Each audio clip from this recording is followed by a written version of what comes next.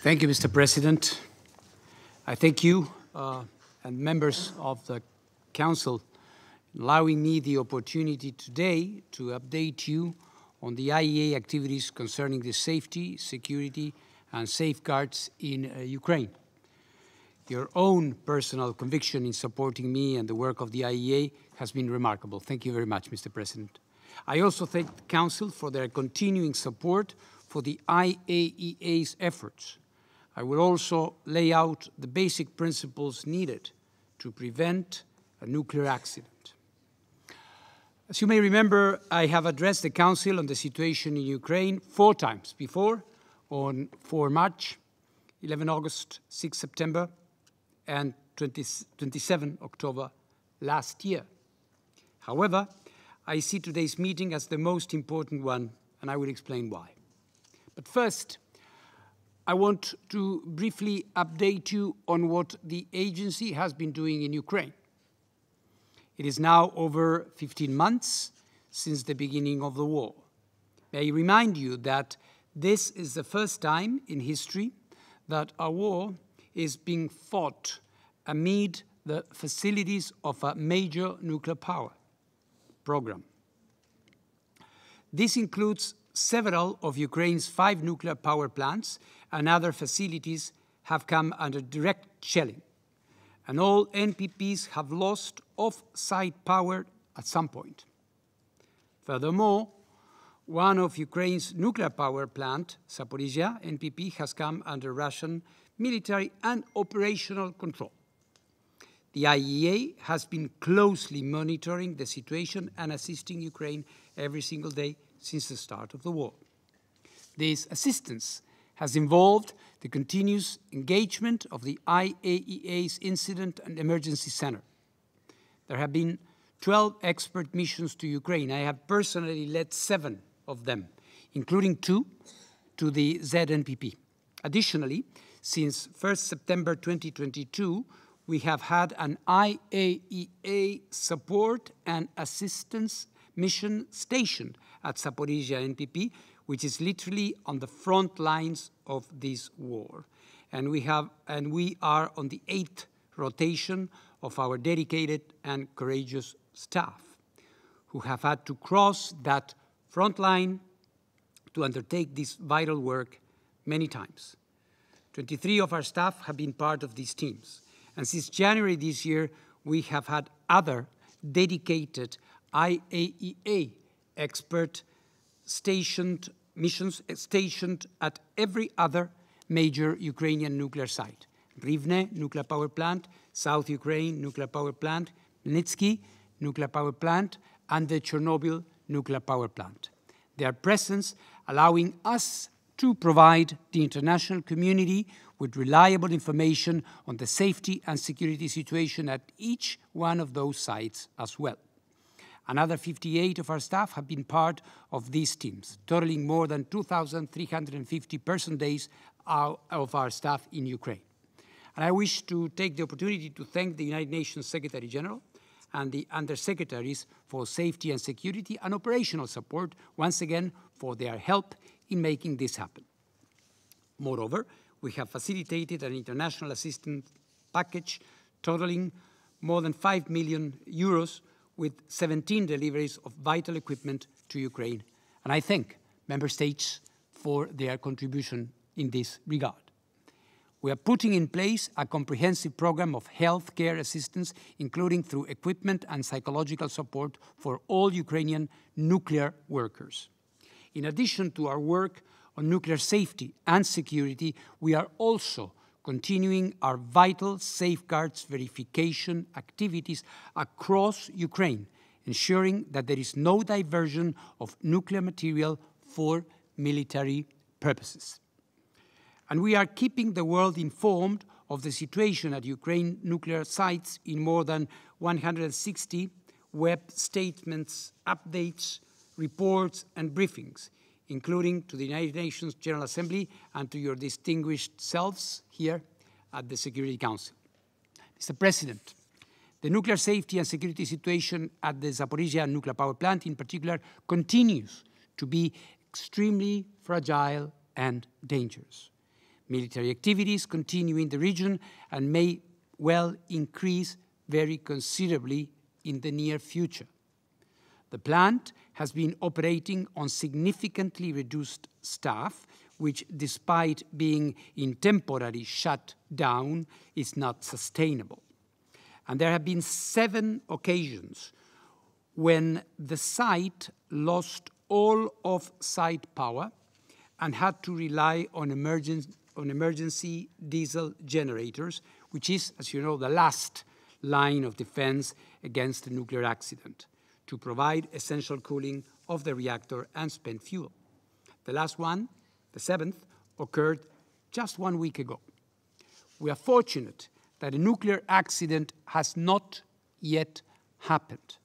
As I said at the IAEA Board of Governors last March, we are rolling a dice. And if this continues, then one day our luck will run out. So we must all do everything in our power to minimize the chance that it does.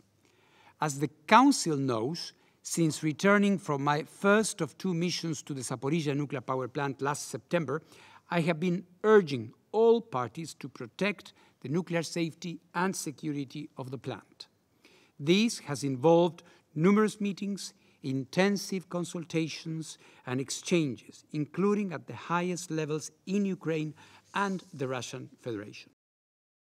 Mr. President, Excellencies, ladies and gentlemen, as you would recall, already a year ago, I have elaborated the 7 indispensable pillars for ensuring nuclear safety and security during an armed conflict.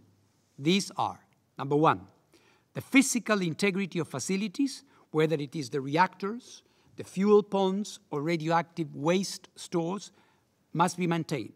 2, all safety and security systems and equipment must be fully functional at all times. 3, the operating staff must be able to fulfill their safety and security duties and have the capacity to make decisions free of undue pressure. 4, there must be a secure off-site power supply from the grid for all nuclear sites. 5, there must be uninterrupted logistical supply chains and transportation to and from the sites. 6, there must be effective on-site and off-site radiation monitoring systems and emergency preparedness and response measures. And 7, there must be reliable communication with the regulator and others. These common sense rules derive from a vast body of IAEA documents, guidelines, and experience. They have been universally quoted and supported, and this is very encouraging. A nuclear or radiological accident during the ongoing conflict could have disastrous consequences for the people of Ukraine, for the people of Russia, as well as neighboring states and beyond. The time has come to be more specific as to what is required. We must prevent a dangerous release of radioactive material.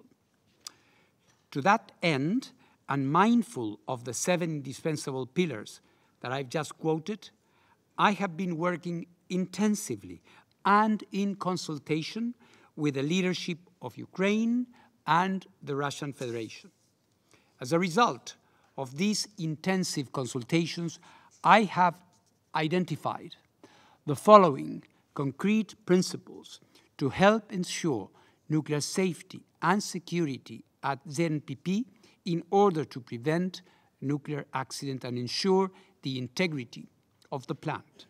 I see these commitments as essential to avoid the danger of a catastrophic incident. Number 1, there should be no attack of any kind from or against the plant, in particular targeting the reactors, spent fuel storage, other critical infrastructure, or personnel. Number 2, ZNPP should not be used as storage or a base for heavy weapons. For example, multiple rocket launchers, artillery systems, and munitions and tanks, or military personnel that could be used for an attack from the plant. 3. Off-site power to the plant should not be put at risk. To that effect, all efforts should be made to ensure that off-site power remains available and secure at all times. 4. All structures, systems, and components essential to the safe and secure operation of the plant should be protected from attacks or acts of sabotage. 5. No action should be taken that undermines these principles. The IAEA experts on site, namely the IAEA Support and Assistance Mission to Zaporizhia, ISAMS, will report to the IAEA Director General on the observance of these principles. The Director General will report publicly on any violation of these principles. Mr. President, I respectfully and solemnly ask both sides to observe these principles. I request distinguished members of the Security Council to unambiguously support them. Let me say something very clearly. These principles are to no one's detriment and to everyone's benefit. Avoiding a nuclear accident, Mr. President, is possible. Abiding by the IAEA's 5 principles is the way to start. Mr. President, distinguished colleagues, the IAEA 5 principles to avoid a nuclear accident are hereby established. The IAEA intends to start monitoring these principles through its on-site mission. I thank you very much for your attention, Mr. President.